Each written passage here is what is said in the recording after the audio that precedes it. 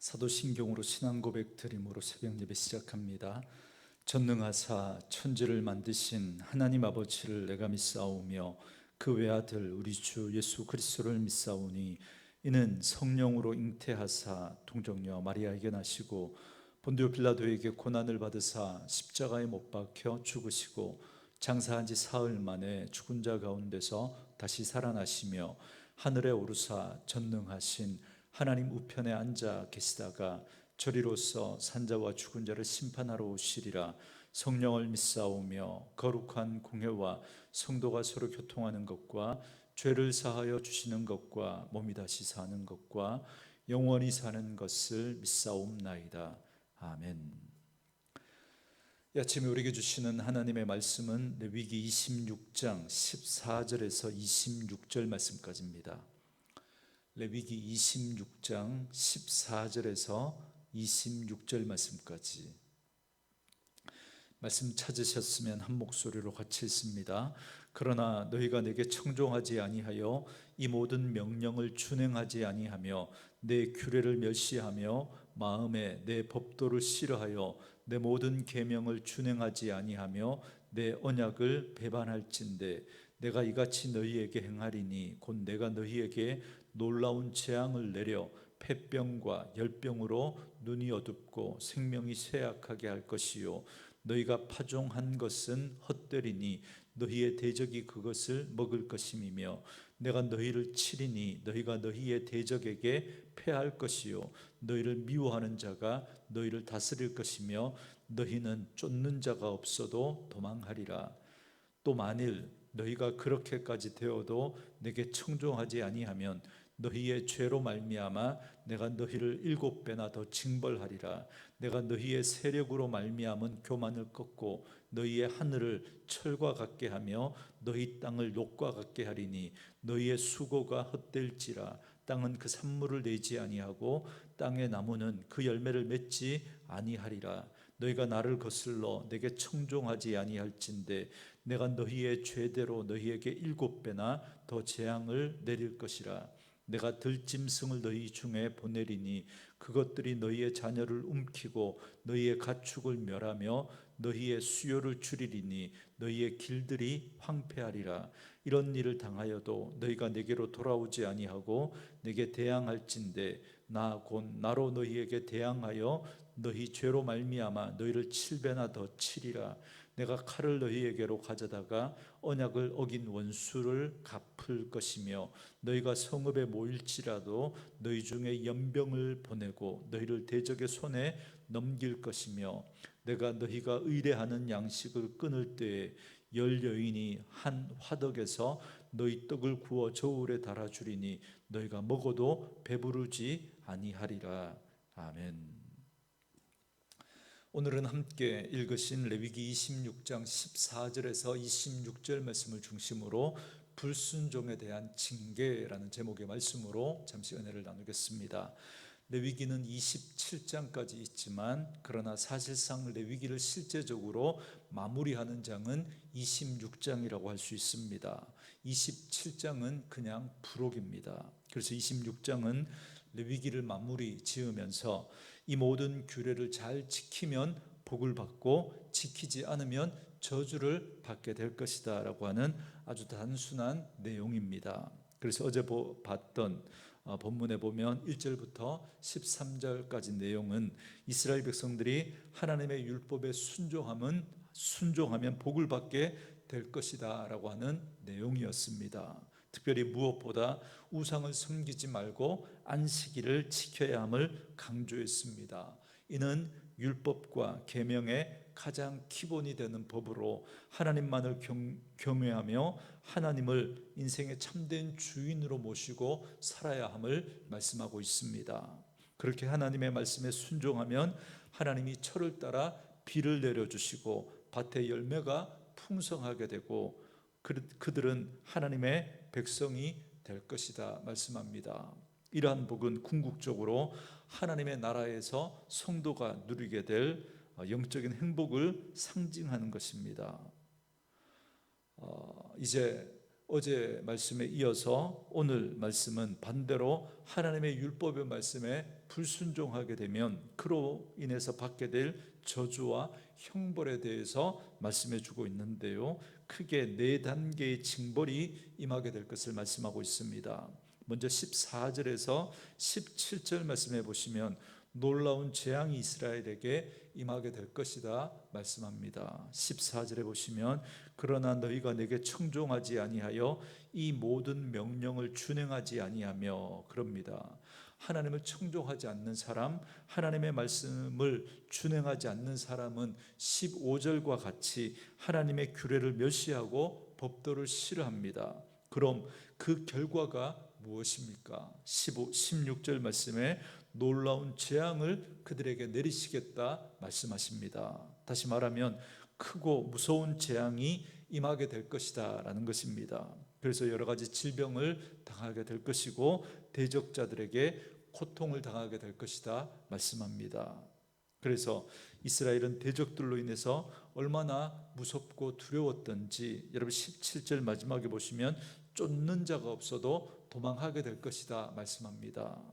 여러분 사사기 말씀을 읽어보면 이 말씀이 잘 이해될 수가 있는데요, 이스라엘 백성들은 가나안 땅에 정착해서 살아가지만 그들이 하나님의 말씀에 불순종하고 우상을 섬기고 악을 행할 때 하나님께서는 이방인들을 들어서 그때마다 그들을 압제하게 하고 노략을 당하게 하십니다. 그래서 그들이 열심히 농사를 짓고 그것을 거두어 타작할 때마다 이 이방 세력들이 쳐들어와서 그 모든 것을 다 빼앗아 가버립니다.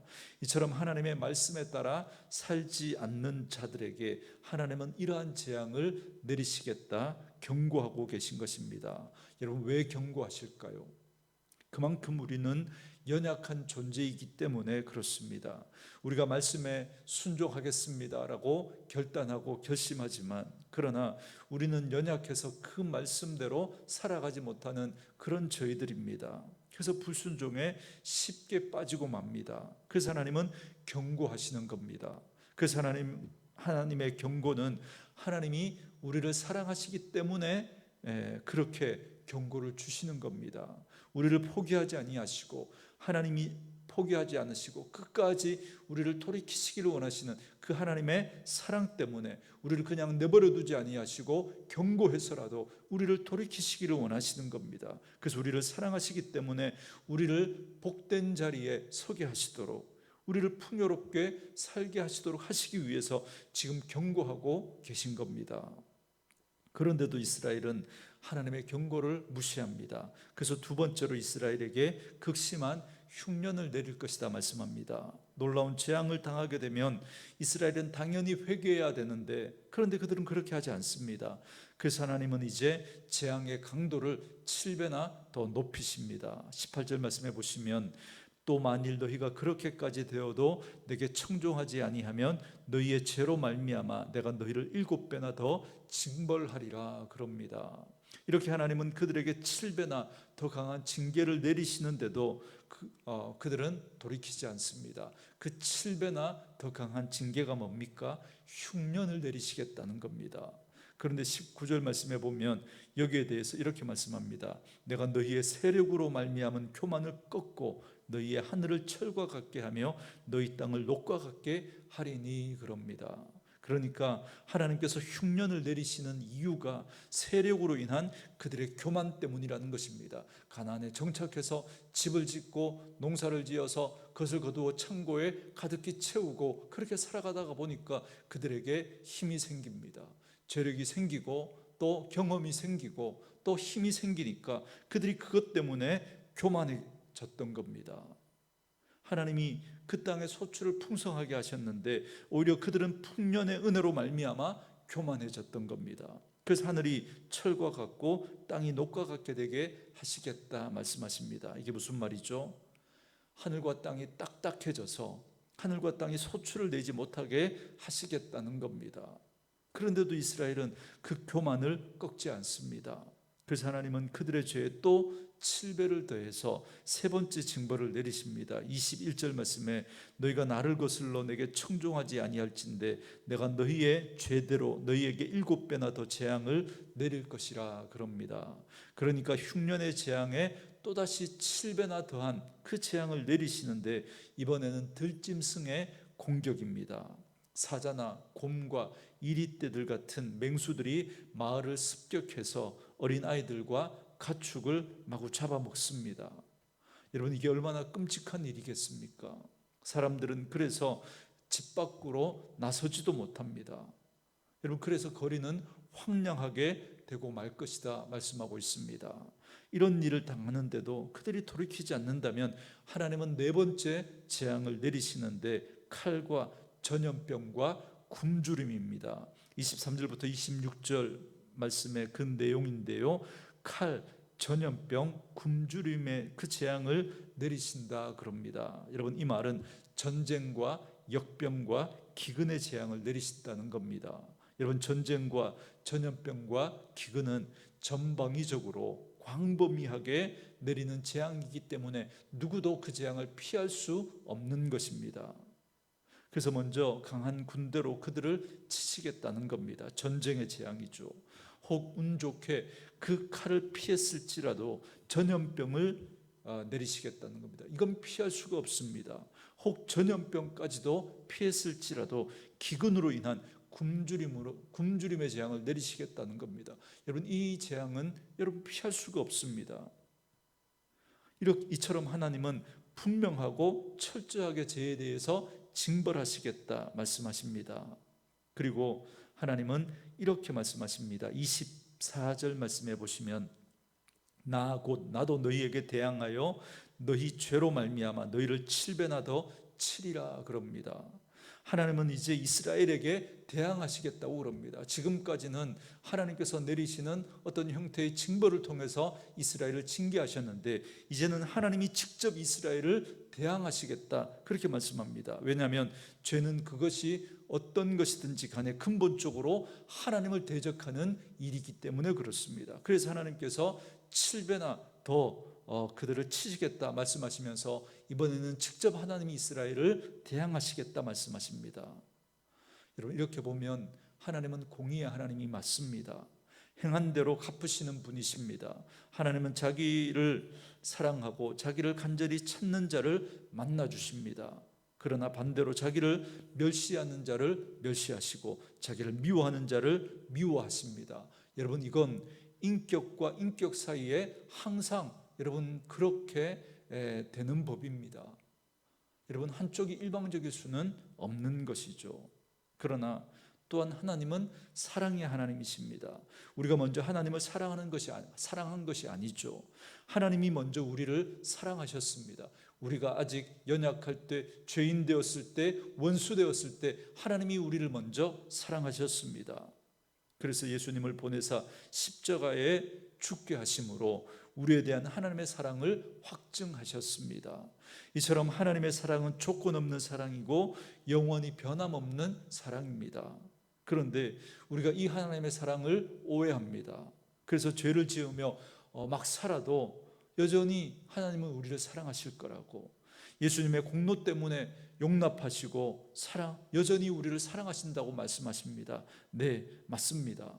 하나님은 우리가 막 살아도 하나님은 우리를 여전히 변함없이 사랑하는 거 맞습니다. 그러나 여러분은 우리가 막 살아도 그냥 우리를 내버려 두신다는 건 여러분 그건 하나님의 인격을 여러분이 모독하는 겁니다. 무시하는 겁니다. 여러분, 인격과 인격 사이에는 여러분 이 상호작용이 있는 겁니다. 여러분, 부모가 자식을 사랑하기 때문에 부모가 자식을 사랑하는 그 사랑은 변함없지만 그러나 그 자녀가 아무렇게나 막 사는데도 그냥 내버려두는 법은 없습니다. 매를 들어서라도 그 자식을 바르게 인도하려고 하는 것이 여러분 부모의 마음인 것처럼 하나님도 마찬가지인 겁니다. 공의로 판단하시고 심판하시는 하나님은 여러분 그건 역시도 하나님의 사랑인 거죠. 그들을 그렇게 징계해서라도 그들을 돌이키시기를 원하시는 하나님의 사랑인 것입니다.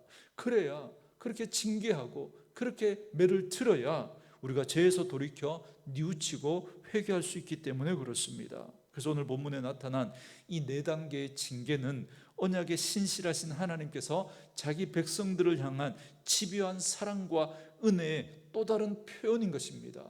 하나님이 우리를 사랑하셔서 독생자 예수님을 보내주셨던 것처럼 하나님은, 언약의 신실하신 그 하나님은 자기의 백성들을 그렇게 징계하시고 징벌하셔서라도 하나님은 그들을 돌이키시려고 하시는 하나님의 집요한 사랑과 은혜의 또 다른 표현인 겁니다.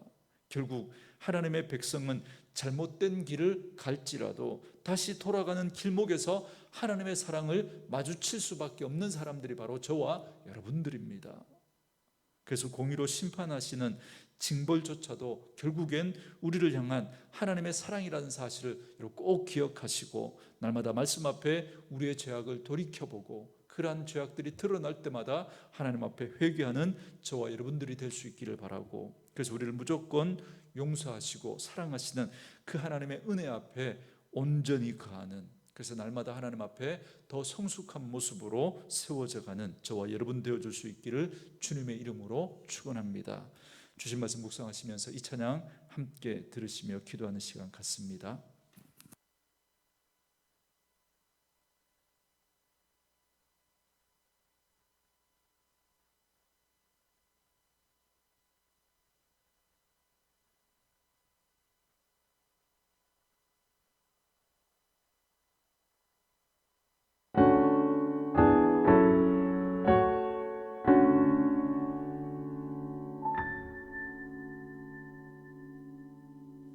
왜 십자가를 지셨나, 하늘 귀한 영광 버리고 왜 십자가를 지셨나, 하나님의 아들임을 버리고 왜 물과 피 쏟으셨나, 아무 죄 없으신 어린 양 왜 물과 피를 쏟았나, 주로 멸시하는 나를 위해 그저 사랑